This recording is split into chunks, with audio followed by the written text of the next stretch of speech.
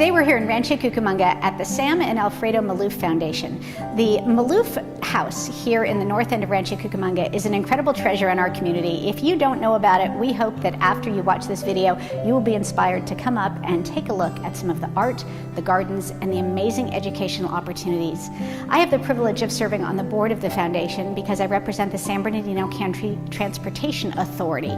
But being on that board has taught me so much more about the opportunities in our community to learn about the finer things in life. We're here today with Rich Deely. Rich is the education director here at the Maloof Foundation.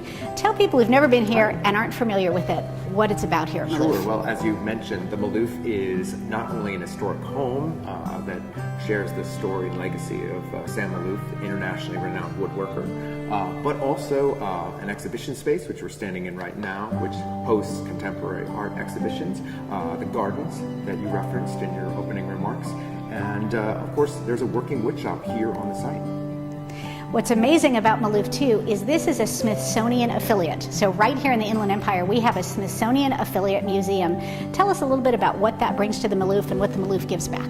Sure. Well, the Smithsonian affiliation allows the museum to be plugged into a larger network of museums, but also using the resources of the Smithsonian Institute to help with traveling exhibitions. It also brings us up to get more significant shows that might not otherwise come and be shown here. But the Maloof is so diverse. It's not just about having art exhibits or even looking at Sam's woodworking. It's also about education in the community. Tell us about the groups of young people who come through here and what you do to engage them. I always like to say to people who wonder if elementary school students can get something out of a field trip to an historic house museum. Of course you can. And you can make it hands-on, experiential learning, and that's really what we do here. We have our Maloof Makers program, which is the elementary focus. We also have a Maloof Teen Advisor program, and those students work with me to develop curriculum and also to come up with different tours and activities for not only the younger kids but also high school students. Right now we're standing in front of this giant elephant. There it is. This is a wildlife exhibit by Wendy Maruyama. Tell us a little bit about what the exhibit is and what it represents. Sure. Wendy Maruyama is a very well-known woodworker, designer, educator, and someone who feels passionately about animals. And she created these installations here as part of what she calls the Wildlife Project. So you can come here to the Maloof until December of 2018 to see this current exhibit. But if you miss that, there's always something going on here. There's outdoors displays, there's the woodworking, and there's whatever great exhibits we have here. We're joined now by Lauren Verdugo. Lauren is an education assistant here at the Maloof. She also serves on the City of Rancho Cucamonga's Public Art Commission. Lauren, you started here as a Maloof teen. Tell us about that program. We have a Maloof teen program here, and that offers high school students opportunities to work in a museum setting, as well as give tours to their peers and curate exhibitions that we've done in the past. And for people who are here who haven't heard of Sam Maloof before, we talk about woodworking. Tell me about what made him really famous. What made Sam really famous was his charismatic attitude and his inclusiveness, not only just working with other artists through the Pomona Valley Artist Movement and bringing it more to a community setting and bringing it out to places like Rancho Cucamonga where people had no idea that this was even a place. And he's not only famous for his work of making chairs that are the most comfortable things in the world to sit on, even though they're all wood, but he built the house that's here with his own hands, some amazing work. Tell us about that. Well, over the course of 40 years, Sam Maloof built his historic home, as well as built his whole entire career off of his furniture making and designing.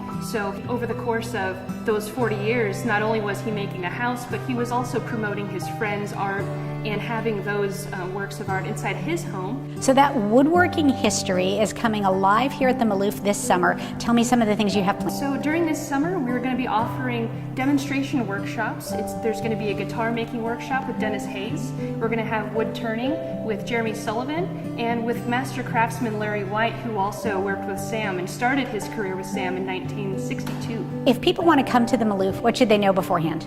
Well, I think it'd be best if we met you guys online, and you can book a tour. You can even book woodworking classes that we will be offering this summer. We're here now with Larry White, and he's actually one of the original woodworkers here at the Maloof. His history goes back to 1962 with Sam himself. Tell me how you came to be here. Well, I started working with Sam when I was 19, a young art student. I spent 29 years making furniture with Sam, but I work with the foundation now as a resident artist. and I do master craftsman tours on Saturdays and other events with the high schools, art students and woodshop students. This summer we're starting a new program with workshops where we'll be carrying Sam's legacy forward with a series of different kinds of events, as Lauren mentioned. I know you've done some programs in the past with veterans from our county, and the Right. woodworking becomes a rehabilitation for them. Tell me about that effort. That's a really exciting program.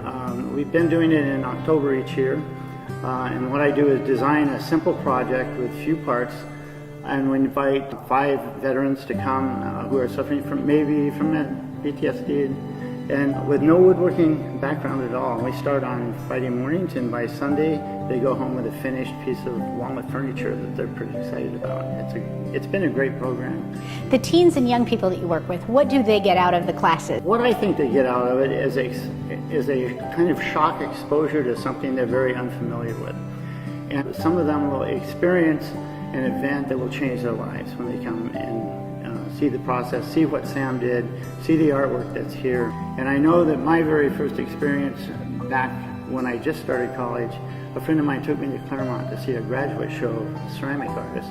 That changed my whole life. Just seeing that show, I was transformed. So I hope that when we have these events, there's at least one in the crowd that's going to respond that way and have their life affected in a very positive way. The arts and crafts movement does change lives, and it can change the life of a young person with you. If you're interested in learning more about it, please contact the Maloof at the websites below.